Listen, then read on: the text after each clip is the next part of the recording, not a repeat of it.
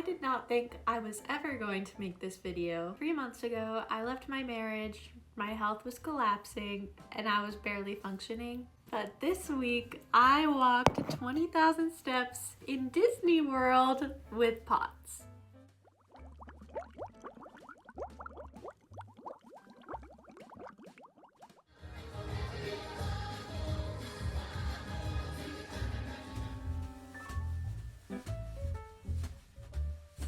I've been gone for a long time, so let's talk about what happened and what changed.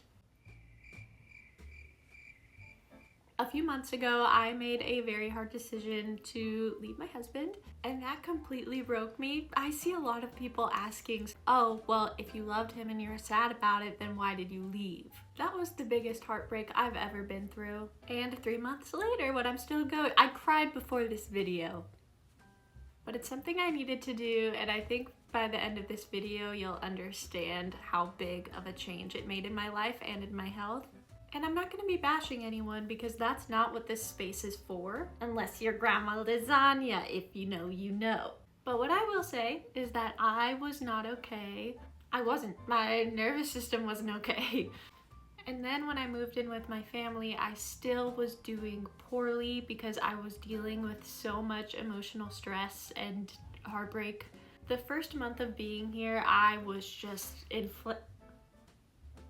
there a ghost? Flare up after flare up. I don't even want to talk about that flu A thing going around. That really messed up a lot too.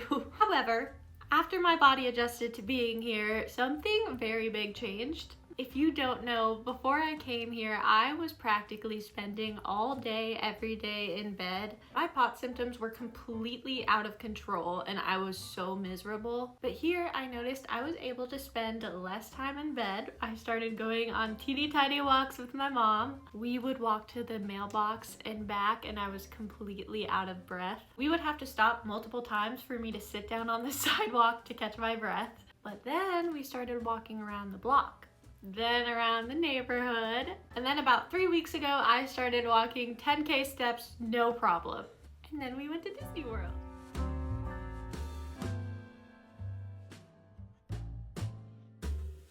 Intergalactic travelers, welcome aboard the People Mover, presented by... My POTS started to back off and it started slowly, then it was a little more noticeable, and then it was a dramatic change. I had full days in Disney World with the heat, although it wasn't as hot as Florida normally is. I stood in lines for over an hour. I used to not be able to make it through the grocery store line. I even went on rides.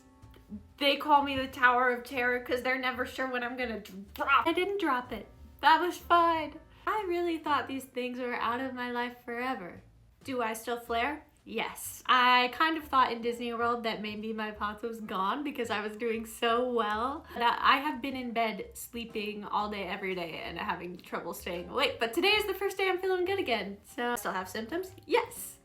But the difference is night and day. And I do need to say something really important here, especially if you have POTS or another chronic illness, or you are searching for answers for your friend with a chronic illness. I am not saying stress caused my POTS. I am not saying my husband caused my POTS. I am not saying if you relax, you'll get better.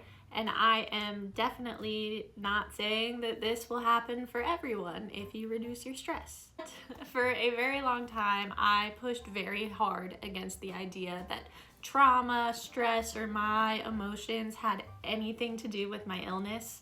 I hated when people suggested that anxiety was the reason that I was sick.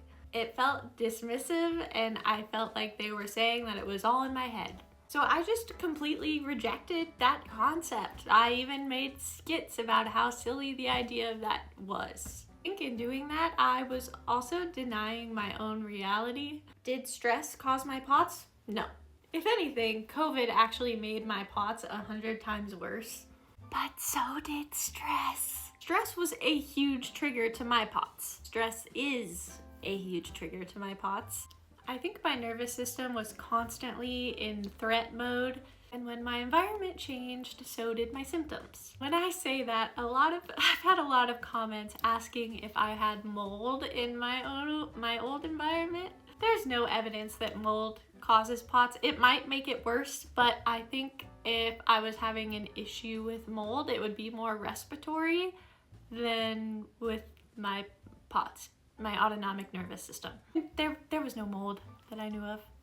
So, and just because stress is making my symptoms worse doesn't mean that stress is making your symptoms worse. It doesn't mean that there's something else going on. Chronic illness is not one size fits all. I don't want to tell you that if you do this, then this. Like, I don't want to tell you that you're doing something wrong when it comes to your chronic illness, because you might not be. There's no cure for POTS. I didn't cure my POTS. I'm still having symptoms. I just identified a trigger, so I'm able to manage my symptoms a little bit better. If your experience and your story doesn't look like mine, that's okay. We can have different experiences. My story doesn't cancel out your story. Yours doesn't cancel out mine. So it's been 3 months. I went from basically bedbound to being able to live my life again. I am still very much grieving, still healing. I have days where I'm doing really well and it's like I was before I had POTS. Still having days even now after Disney World where I am just in a complete flare-up and feel really sick.